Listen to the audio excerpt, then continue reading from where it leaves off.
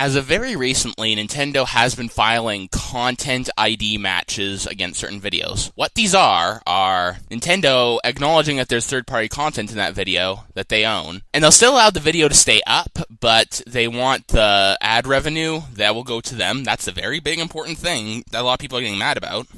As well as they get to see the demographics of the video and whatnot, and they think they get to choose which ads are put up. But that's not the point. The big thing is that they get the ad revenue, and the person who made the video did not. And lately they've been doing this for Let's Plays, especially. And the Let's Play community, there's been a lot of debate over this lately, I've noticed. The thing that a lot of people are saying is that Nintendo was well within their right to do this because it's their content, and other people are saying, no, they don't have the right, it's their video. My big issue with the whole debate is that it all comes down to what you believe is and isn't their property rights. Now, the issue with something like this is that it's something we assume, something like rights, it's non-cognitive, as in it's something we assume before we make rational calculations, right? It's not rational nor irrational. It's non-rational. Maybe you could call it pre-rational. And debating about it because of this is pointless. We can't change the other person's opinion by another argument. It's not in that category. I can't debate with you what rights a person does and doesn't have. We assume that beforehand. As such, it's neither good, it's not inherently good or bad is what I'm going to say. So, if you're going to tell me Nintendo does or doesn't have a right to do this, that's not going to work to make any changes, you see? Now, some people have been claiming that this wouldn't be good for Nintendo to keep doing this because Let's Plays are a huge source of ad revenue, right? Sorry, what I mean is that they're like free advertising. People often buy games after they're made LPs. Now, when Nintendo takes the ad revenue away, the Let's Play community is gonna get shoddier, okay? It's inarguably. I don't think anybody's gonna disagree with me on that. It's gonna harm the Let's Play community because people like Chugga Conroy and Tino Caprice and Josh Jepson, Proton John, anybody who makes a livelihood on LPs, the revenue from the ads, they're going to have to get a new source of income now. And invariably, their content is going to suffer, either in quality or in quantity, or both, probably quantity for the ones I mentioned. In any way, it's going to harm the Let's Play community, invariably. And some people are going to claim that Nintendo might suffer from that. I really don't think Nintendo would suffer from this move they're doing. I think this benefits Nintendo, is the issue. Because the amount of sales that they lose from the free advertising, that's going to be decreased somewhat. I just don't picture it being that large. I don't think there are really any statistics on this, so we can only really go by anecdotes and what we would picture it to be. Just realistically, can you picture somebody not buying a game because they didn't hear about it on like an LP? If LPs didn't exist, that might be the case, but if they're just being kind of downsized somewhat, it's really not going to affect sales in a way that you would notice, but Nintendo would get a ton of money, relatively speaking. So this is good for Nintendo. And this kind of leads into another thing that is really grinding my gears, getting me pissed. It's when people act like there has to be a common solution that benefits both Nintendo and the Let's Players. I see no evidence that this is the case.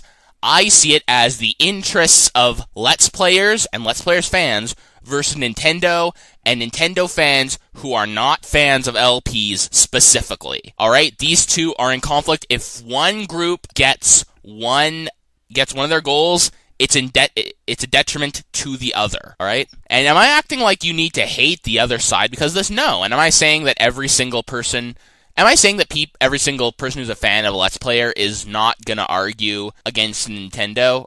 Obviously, I've seen some people who are fans of LPs who are arguing for Nintendo. But here's the thing, if Country A and Country B are at war, and I'm not comparing this whole kerfuffle to a war, no I'm not, but if Country A and Country B are at war, people from Country B who help out Country A, they're still from Country B, right? And people who are fans of LPers, who are working against their own interests for Nintendo, they are still Let's Player fans, right? I'm not saying you need to hate people of the other side, okay? In fact, I think recognizing that we have two differing sides that each have their own interests that conflict with each other, I think this is rationale for compromise. Now, I'm not saying that what Nintendo is doing is illegal. Far from it. This is definitely legal. I don't think it should be.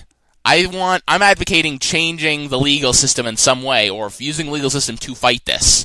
That's what I'm advocating. Now, and because there are these two sides that are against each other, I think that the people on my side, people who support my side, even if you're a fan of Let's Plays, but you still support Nintendo, okay, fine. I'm not saying you can't. But I do think I would recommend that people who support my side gather somehow, and we need to unite, okay? We need to unite against the other side, is what I'm saying. I'm not saying we have to hate them, but we need to recognize that this is another side with groups, differing interests, that we need to go against. And there are I'm going to end this video with 3 reasons why other people, I'm going to list the groups of people who support my side and why, basically. The first group, fans of Microsoft or Sony or any other company who like Let's Plays than the other ones. With Microsoft, I know Microsoft is already doing what Nintendo's doing. They are filing content IDs to get money. And Microsoft fans want to help get Microsoft to not do that. They need to unite with Nintendo fans. So if you are a fan of Microsoft LPers,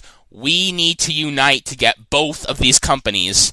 We have a common interest here. We both have a company who is filing against the games that we like from people getting ad revenue. We need to unite. We need to lobby for our interests. We have a shared interest. And also, if you're a fan of Sony, I don't think if you have as much to worry about with your fan of Sony, considering they're doing that share button on the PlayStation, 4, they do seem to have an interest in and recognize that they need to let the video sharing community thrive. But the danger is still there that they might want to take the ad revenue off the video. So I still think if you're a fan of Sony, you should also join us to get Nintendo and Microsoft to stop doing this, so that Sony, because if Nintendo and Microsoft, if they keep doing this, then maybe Sony might see that and may think that unless they're really that concerned with setting themselves apart from Nintendo or Microsoft, they might see that and they think that they have a free pass to put ad revenue on videos. Number 2, people who hold utilitarian morality or a humanist or universalist morality. This is because what Nintendo is doing, if Nintendo gets what they want, they're going to hurt the LPers more than they gain. They're going to have a net gain, I believe, and I think the Let's Play community is going to have a net loss.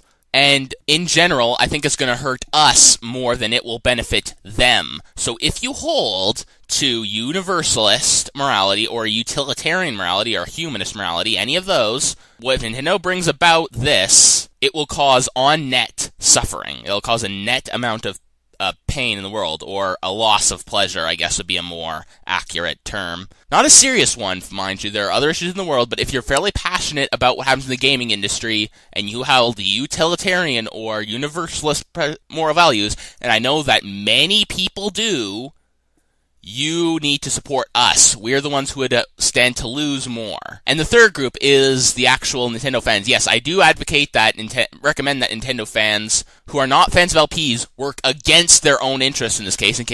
In this case, they have a slight interest in supporting Nintendo, because if they make more money and they don't care about what happens to the LP community, then the quality of their games, I guess, has a chance to increase. But the thing is, if you're a fan of, at least if you're an internet fan who is a Nintendo fan, this can happen to reviews, maybe. Maybe not with someone as big as IGN, for instance, but a lot of smaller ones, perhaps even like Classic Gamer HD, and I know there's a lot of people who don't like IGN reviews, especially since they have a tendency to, in the minds of some, to trash Nintendo games more than others.